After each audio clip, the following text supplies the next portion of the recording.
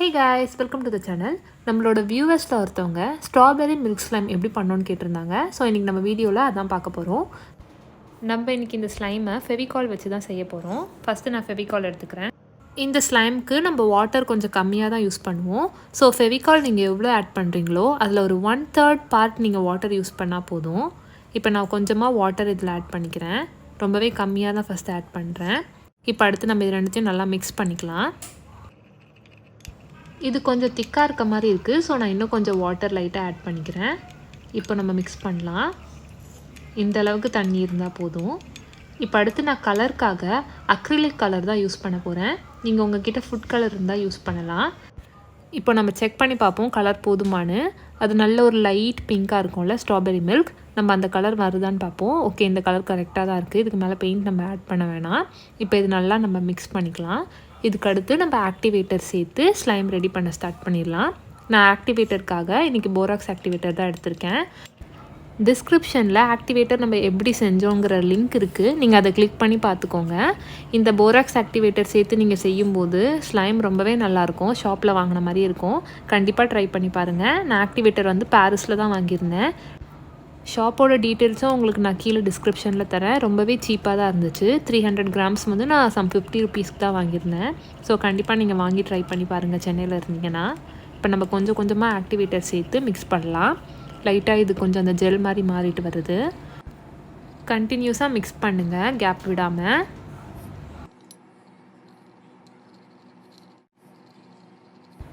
இப்போ ஸ்லைம் ரெடியாகிற ஸ்டேஜில் இருக்குது. பார்த்திங்கன்னா தெரியும், நம்மளோட ஃபெவிகால் அந்த மிக்ஸ்சர் எதுவுமே வந்து கிளாஸ் பவுலில் ஒட்டாமல் ஸ்லைம் மாதிரி நமக்கு வரும். இங்கே பாருங்கள், லைட்டாக கிளாஸ் பவுலில் ஸ்டிக் ஆகுது. பட் இன்னும் கொஞ்சம் நேரத்தில் அது சரியாயிடும்.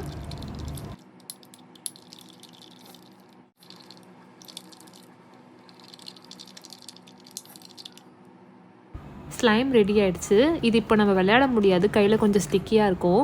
இதை நம்ம இந்த மாதிரி கவர் வச்சு க்ளோஸ் பண்ணி வச்சுக்கலாம். 24 ஹார்ஸ் கழித்து நான் உங்களுக்கு எடுத்து காட்டுறேன் இது எப்படி இருக்குன்னு. அப்போ நமக்கு கையில் ஒட்டாமல் வருதான்னு நம்ம செக் பண்ணலாம். இப்போ 24 ஹார்ஸ் நான் இதை எப்படியே கவர் பண்ணி வச்சுட்டேன். இப்போ நம்ம செக் பண்ணி பார்க்கலாம் கையில் ஒட்டுதான்னு. ஸ்லைம் கொஞ்சம் கூட கையில் ஒட்டவே இல்லை பாருங்கள். ரொம்பவே சாஃப்டாக நல்லா இருக்குது.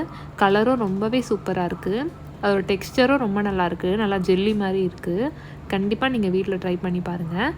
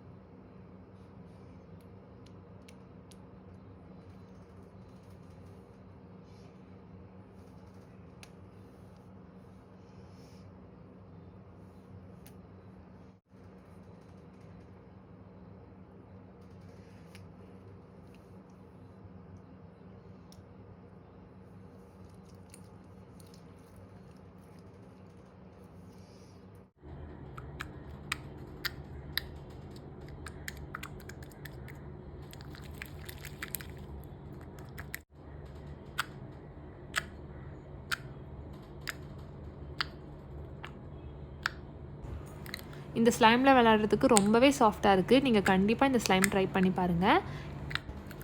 இன்னும் வேறு எந்த மாதிரி ஸ்லைம்லாம் பண்ணலான்னு சொல்லிவிட்டு நீங்கள் எனக்கு கமெண்ட் பாக்ஸில் சொல்லலாம். நான் அந்த மாதிரி பண்ண ட்ரை பண்ணுறேன். Thank you so much.